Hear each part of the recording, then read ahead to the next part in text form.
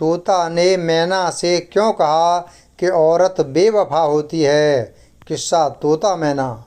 जूनागढ़ नाम के शहर पर चंद्रगुप्त नाम का राजा राज्य करता था। चंद्रगुप्त के 4 बेटे थे और चारों ही बहादुर थे। लेकिन उन चारों बेटों में मदन सेन प्रतापी होने के साथ साथ काफ़ी सुंदर भी था। मदन की पत्नी का नाम चंद्रप्रभा था। वह भी बेहद सुंदर व रूपवान थी। अपने समान किसी दूसरी स्त्री को सुंदर नहीं समझती थी। हर काम में होशियार थी। गाना भी उसे खूब आता था। एक दिन राजा चंद्रगुप्त ने मदन सेन को उसकी किसी खता पर नाराज होकर देश निकाला दे दिया। राजा का ये हुक्म सुनकर मदन चिंतित हो गया और अपने महल में आ गया। मदन को उदास देखकर उसकी पत्नी ने पूछा, हे प्राणनाथ, आप उदास क्यों हैं? आपका चंद्रमुख मुरझाया हुआ क्यों है? राजकुमार होकर भी आप इस तरह चिंतित क्यों हैं? मदन सेन बोला, हे प्राणेश्वरी, तुमसे क्या कहूँ और तुमसे कहने से लाभ भी कुछ नहीं है। आज मेरे पिता ने मुझे 12 वर्ष के लिए देश निकाला दे दिया है, इसलिए मैं तुमसे विदाई मांगने आया हूँ। यह सुनते ही चंद्रप्रभा गस खाकर गिर गई और बेहोश हो गई। उसकी ये हालत देखकर मदन के होशो हवास जाते रहे। वह सोचने लगा, मैंने बहुत बुरा किया जो अपनी पत्नी से ये सब कुछ बता दिया। दासियों ने जब चंद्रप्रभा पर गुलाब जल छिड़का तो उसे होश आया। होश में आकर चंद्रप्रभा ने मदन सेन से कहा, हे प्राणेश्वर, आप मुझ दासी को छोड़कर परदेश चले जाएंगे तो मैं आपके बिना कैसे जी पाऊंगी। मैं भी आपके साथ ही चलूंगी। तुम मेरे साथ कैसे चल सकती हो, क्योंकि परदेश में अनेक प्रकार के संकट भोगने पड़ते हैं और तुम नर्म व नाजुक गलीचों पर चलने वाली, महलों में रहने वाली इन दुखों को कैसे बर्दाश्त कर पाओगी। मदन सेन ने पत्नी को समझाने वाले अंदाज में कहा, जितने भी दुख परदेश में उठाने पड़ेंगे वे सब आपके साथ रहते सुखी से भी अधिक सुखमय मालूम होंगे। महल के सुख आपके बगैर जंगल के दुखों से भी अधिक भयानक प्रतीत होंगे। इससे अच्छा तो यही है कि मैं आपके साथ ही चलूं। चंद्रप्रभा ने आंखों में आंसू भरकर कहा। मदन सेन ने सोचा कि ये मेरे बगैर नहीं रह सकती, इसलिए मुझे यह शोभा नहीं देता कि इसको तड़पता छोड़कर चला जाऊं। बेहतर यही रहेगा कि इसे साथ ले चलूं।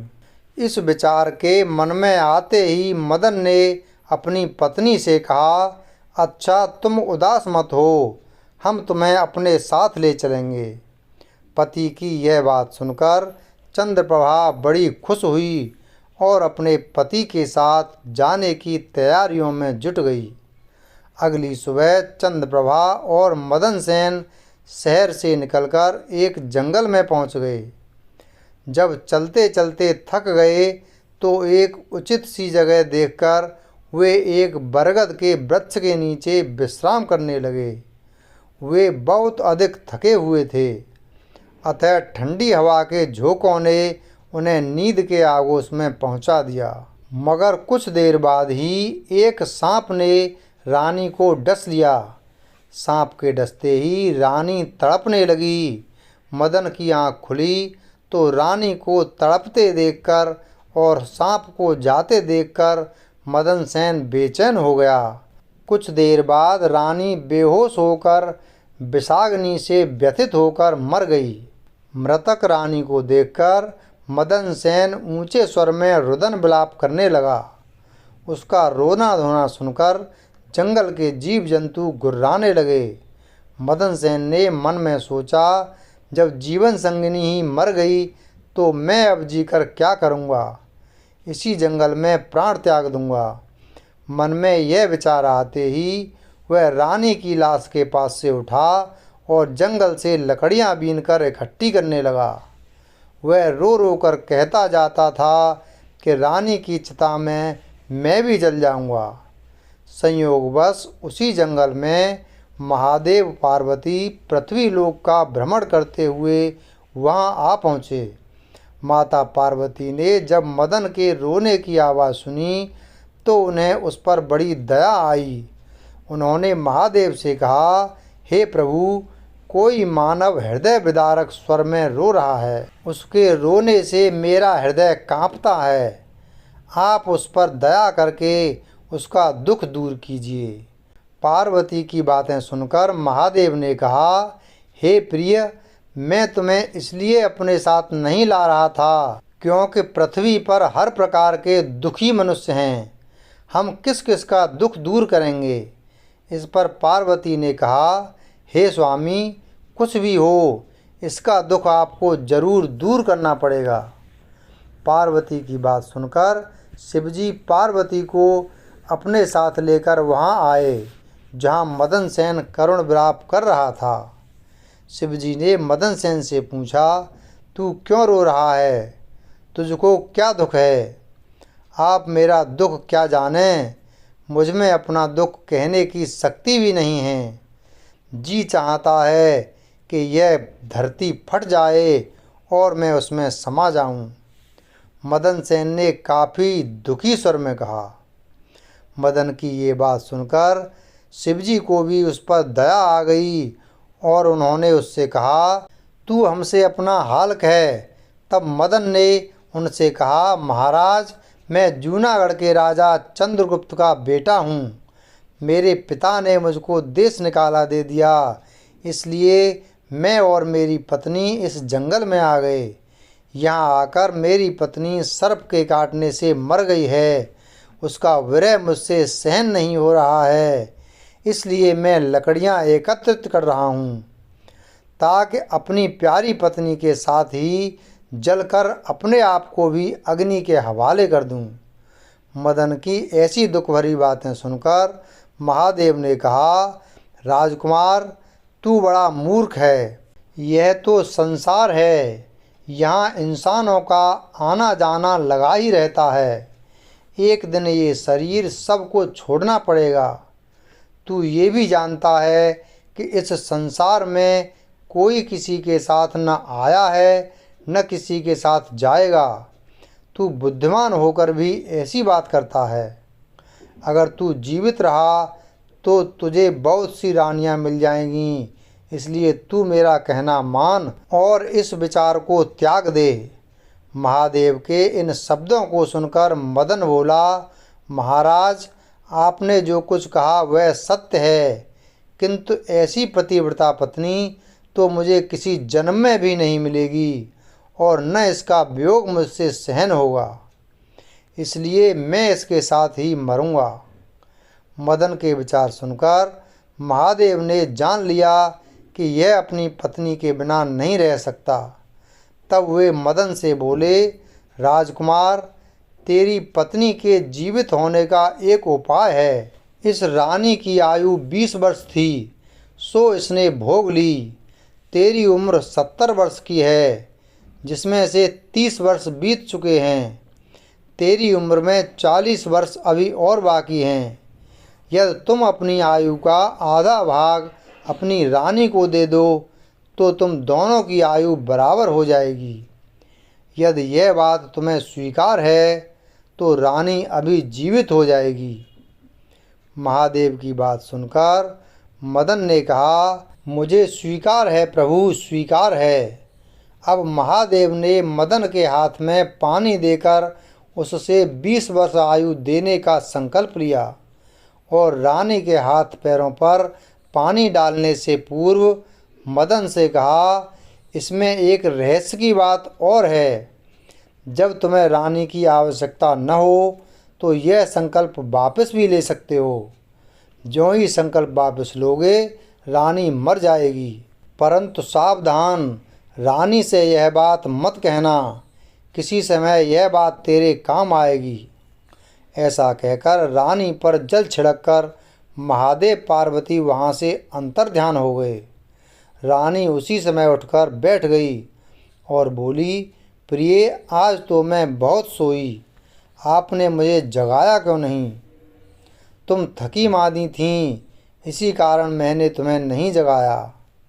मदन ने सब बातें छिपाते हुए कहा। अब वे दोनों फिर आगे चल दिए। काफ़ी दिन बाद उन्हें एक बहुत सुंदर स्थान दिखाई दिया। वहाँ एक फकीर की कुटिया थी। जब वे दोनों वहाँ पहुँचे तो उन्होंने देखा कि एक सुंदर नौजवान फकीर तकिया लगाए बैठा हुक्का पी रहा है। वह दोनों थके हारे थे ही फकीर के पास बैठ गए। उसी समय राजकुमार ने राजकुमारी से कहा, रानी, हमें प्यास लगी है, हम कुएं पर जाकर पानी पीकर आते हैं। अगर तुम्हें भी प्यास लगी हो तो तुम्हारे लिए भी ले आएं। यह सुनकर रानी ने कहा, मैं तो प्यासी नहीं हूँ, आप जाकर पी आइए। रानी का जवाब सुनकर मदन सेन डोल रस्सी लेकर कुएं पर पानी पीने चला गया। जब मदन सेन पानी पीने गया तो चंद्रप्रभा और फकीर की निगाहें चार हुईं। चंद्रप्रभा उस फकीर पर आशिक हो गई। चंद्रप्रभा फकीर से बोली, फकीर साहब, आप तो यहाँ बड़े सुख से रहते हैं, आप भी यहाँ रहो और ऐश करो। फकीर ने कहा, फकीर साहब, आपके साथ रहने को दिल तो कर रहा है, मगर मेरा पति मेरे साथ है, इसलिए मैं आपके साथ किस प्रकार रह सकती हूँ।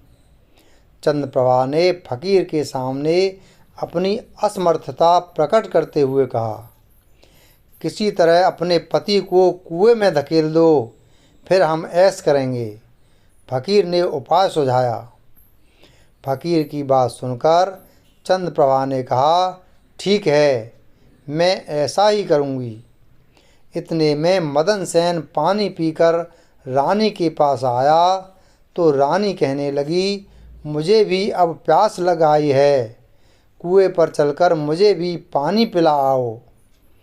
मैंने तुमसे पहले ही पूछा था, तब तुमने मना कर दिया था। खैर, तुमको अगर प्यास लगी है तो मैं अभी पानी लेकर आता हूँ। मदन सेन ने कहा। जब मदन सेन पानी लेने चला तो रानी भी उसके साथ चल दी और कहने लगी, मैं भी तुम्हारे साथ चलती हूँ। बेचारा मदन सेन तो उसके प्रेम में पागल था। उसको मालूम नहीं था कि यह मेरे प्राण लेने चल रही है। सच है, स्त्रियों के चरित्र को देवता भी नहीं जान सकते, तो मनुष्य तो चीज़ ही क्या है। उनके जाल में तो अच्छे अच्छे होशियार इंसान फंसकर रह जाते हैं। तोता बोला, ए मैना, जब मदन सेन कुएं पर जाकर डोल भरने लगा तो रानी ने पीछे से उसे धक्का देकर कुएं में गिरा दिया और खुद उस फकीर के पास आ गई। वह फकीर रानी को वहाँ से लेकर चलता बना और दोनों एक बड़े शहर में जाकर आनंद से रहने लगे। उस फकीर ने चंद्रप्रभा को थोड़े ही दिनों में ऐसा नाचना गाना सिखाया कि उसके समान नाचने वाली कोई नृत्यांगना उस शहर में दूसरी नहीं थी। वह सारे नगर में प्रसिद्ध हो गई। इस प्रकार रानी के नाचने गाने के कारण वह फकीर लाखों रुपए का मालिक हो गया। रानी उस फकीर के साथ बड़ी मौज मस्ती के साथ रहने लगी। तोते ने कहा, ए मैना, रानी तो उधर फकीर के साथ ऐश करने लगी, अब तू मदन सेन का हाल सुन। जिस समय रानी ने मदन सेन को कुएं में धकेला था, दैवयोग से एक जंजीर जो कुएं में लटकी हुई थी उसके हाथ में आ गई। मदन सेन उसको पकड़कर कुएं में लटक गया और ईश्वर को याद करता रहा और सोचने लगा कि मैंने रानी को जीवन दान दिया और रानी ने मेरे साथ यह विश्वासघात किया। क्या यही मेरे प्यार की सज़ा है? उसी दिन बंजारों का एक काफिला उस स्थान पर आकर ठहरा। एक बंजारा डोल और रस्सी लेकर कुएं पर पानी भरने आया। जब उसने डोल कुएं में डाला तो मदन ने उसका डोल पकड़ लिया कुएं में कौन है? बंजारे ने चौंक कर पूछा। भाई, मैं आफत का मारा एक इंसान हूँ।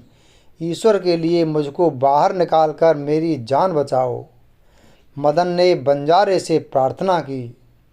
यह सुनकर बंजारे को उस पर दया आ गई और उसने मदन सेन को कुएं से निकाल लिया और पूछा, हे भाई, तुम कौन हो? तुम इस कुएं में कैसे गिरे? तुम मुझे अपना हाल बताओ भाई। मैं अपना हाल आपसे कैसे कहूँ? जो मुसीबत मुझ पर पड़ी है उसे कहने से मेरा दिल फट जाएगा। मदन सेन ने कहा, मैं जूनागढ़ का राजकुमार हूँ। मेरे पिता ने मुझे देश निकाला दिया था तो मैं अपनी प्यारी पत्नी को लेकर एक जंगल में जा पहुँचा। मैं और मेरी पत्नी एक दूसरे को बहुत प्रेम करते थे। जंगल में एक सांप ने मेरी पत्नी को काटा जिससे उसकी मृत्यु हो गई। जब मैं विलाप कर रहा था तो महादेव और पार्वती ने मुझ पर दया की और मेरी आयु के आधे वर्ष मेरी पत्नी को देकर उसे जीवित कर दिया। हम उस जंगल से आगे चल पड़े। कुछ दिन बाद इस जंगल में पहुँचे। यहाँ एक फकीर का डेरा था। मुझे प्यास लगी थी। मैं पानी पीने चला आया। जब वापस गया तो मेरी पत्नी ने कहा कि मुझे भी प्यास लगी है, पानी पिला लाओ। यह कहकर वो भी मेरे साथ उस कुएं पर आ गई। जब मैं कुएं से पानी निकाल रहा था तो उसने मुझे पीछे से धक्का दे दिया। संयोगवश एक जंजीर जो कुएं में लटक रही है वह मेरे हाथ में आ गई, जिससे मैं कुएं में डूबने से बच गया। जब आप आए तो मैंने आवाज़ दी, जिसे सुनकर आपने मुझे वहाँ से निकाल लिया। मदन सेन ने दुखी मन से सारा वृतांत उस बंजारे से कह दिया। अपनी व्यथा सुनाकर मदन सेन चुप हो गया। बंजारा उसकी नेकी और रानी की करतूत सुनकर अफसोस करते हुए कहने लगा, त्रिया चरित्र जाने न कोई, खसम मारकर खुद सती हुई। यह कहकर बंजारे ने मदन सेन को सीने से लगा लिया और बोला, तुम किसी प्रकार की कोई चिंता न करो। भगवान बड़ा दयालु है, वह सबका भला करेगा। यह कहकर उसने मदन सेन से पुनः आकर कहा, चाहो तो तुम हमारे लश्कर में हमारे साथ रह सकते हो। मदन सेन ने उसके साथ रहना स्वीकार कर लिया। संयोगवश बंजारों का वह लश्कर कुछ दिनों के बाद उसी शहर में आया जिसमें रानी चंद्रप्रभा और वह फकीर रह रहे थे। उस शहर को देखकर मदन सेन ने बंजारे से कहा, भाई, मेरी इच्छा कुछ दिन इस शहर में रहने की है। यदि आपकी आज्ञा हो तो कुछ दिन मैं इस शहर में बिताऊं। आपकी जैसी मर्जी हो आप करें, मुझे कोई आपत्ति नहीं है। मदन सेन की बात सुनकर बंजारे ने कहा। मदन सेन बंजारे से विदा लेकर शहर में आया और वह किसी काम की तलाश में घूमने लगा। कुछ दिन बाद उसकी मेहनत रंग लाई और उसे एक बड़े व्यापारी के यहाँ नौकरी मिल गई।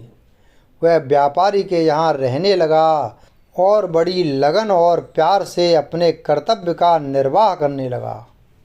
उस व्यापारी ने मदन सेन को बड़ा मान दिया और उसे अपने यहाँ का मुनीम बना दिया। अब मदन सेन के दिन चैन से गुजरने लगे। एक दिन संयोगवश उस नगर के राजा के यहाँ चंद्रप्रभा के नृत्य का आयोजन हुआ। राजा ने उस शहर के तमाम बड़े व्यापारियों और सेठ साहूकारों को अपने यहाँ इस नृत्य का अवलोकन करने को आमंत्रित किया। जिस दिन चंद्रप्रभा का नृत्य था, शहर के सब व्यापारी और सेठ साहूकार राजा के यहाँ पहुँचे। मदन सेन ने भी रानी के नृत्य और गायन की बड़ी तारीफ सुन रखी थी। उसने अपने मन में सोचा कि इस नर्तकी का नृत्य अवश्य देखना चाहिए। यही सोचकर मदन सेन भी राजा के यहाँ जा पहुँचा।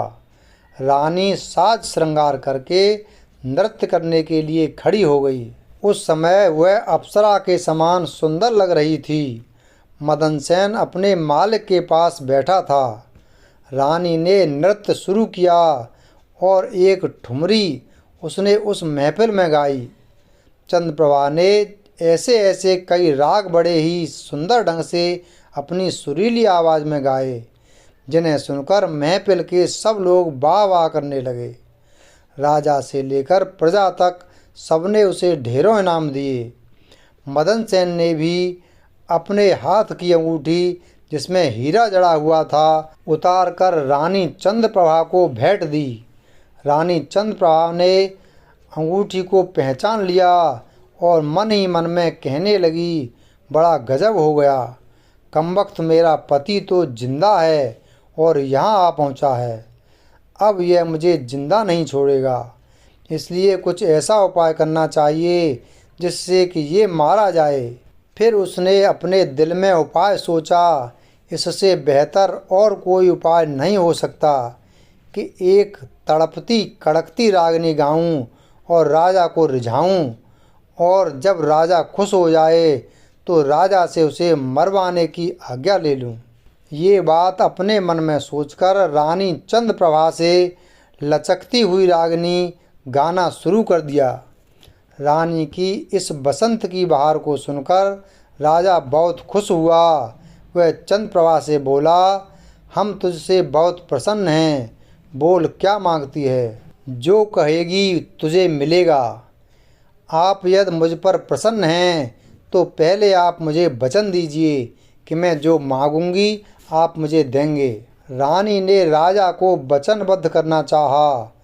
चंद्रप्रभा की बात सुनकर राजा ने चंद्रप्रभा को वचन दे दिया। तब चंद्रप्रभा ने राजा से कहा, आपकी इस सभा में मेरा एक चोर है, उसको आप इसी समय मरवा दीजिए। चोर को मेरे सामने लाओ, राजा ने तुरंत कहा। तब रानी ने मदन सेन का हाथ पकड़ा और उसे राजा के सामने ले आई। इसे जल्लादों के हवाले कर दो, राजा ने सिपाहियों को आदेश दिया। यह सुनकर जल्लाद मदन सेन का हाथ पकड़कर उसे मारने के लिए ले जाने लगे। इस समय मदन सेन का मालिक व्यापारी घबराकर मदन सेन के पास आया और पूछा, तूने इस नर्तकी का क्या चुराया है, जिस वजह से ये तुझे मरवाना चाहती है। मदन सेन ने अपने मालिक से कहा, मैंने इसका कुछ नहीं चुराया, बस तुम इस राजा को मेरी दो बातें सुन लेने के लिए राजी कर लो तो मेरी जान बच जाएगी। मदन सेन का मालिक यह सुनकर अपने साथी व्यापारियों और साहूकारों के पास आया और उन सबसे मशवरा किया। उसने कहा, मित्रों, या तो राजा न्याय करे, वरना हम सब इस शहर को छोड़कर चले जाएंगे। यह सलाह मशवरा करके सारे व्यापारी राजा के पास आए और कहने लगे, राजा साहब, हमारा मुनीम निर्दोष ही मारा जा रहा है। वो कहता है कि राजा ने मुझे मारने की आज्ञा दी है, सो मुझे भी उस राजा की आज्ञा से मरना स्वीकार है, लेकिन मेरी दो बातें सुन ली जाएं। राजा ने व्यापारियों की बात सुनकर कहा, मुनीम को लेकर आओ। व्यापारी मदन सेन को लेकर राजा की सेवा में उपस्थित हुए। राजा बोला, तुम जो कुछ कहना चाहते हो वो मेरे सामने कहो। मैंने क्या दोष किया है जिसके कारण आपने मेरी हत्या की आज्ञा दी है। मदन सेन ने पहला प्रश्न किया, तू इस नर्तकी का चोर है, राजा ने कहा।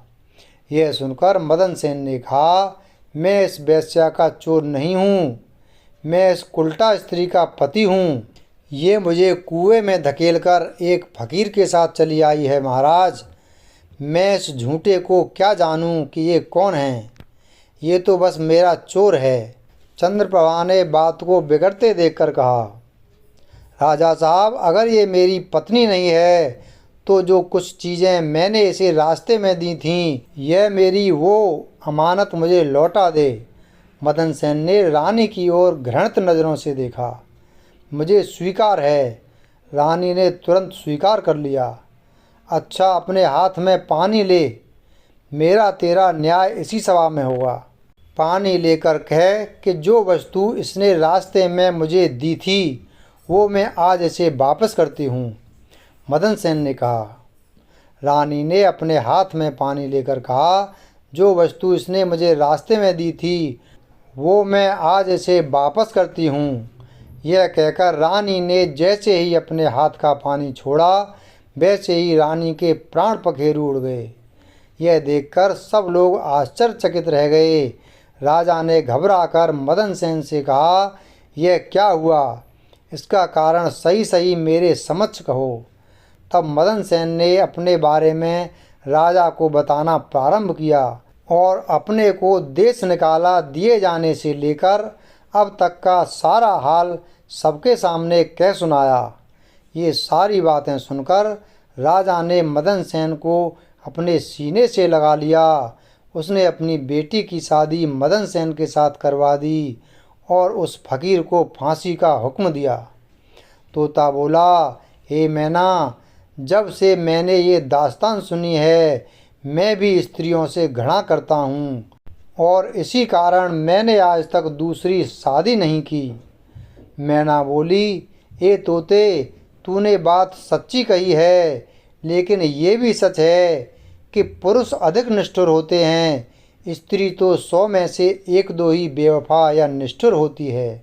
वीडियो अगर पसंद आया हो तो वीडियो को लाइक करें, चैनल को सब्सक्राइब करें और बेल आइकन प्रेस करें। धन्यवाद।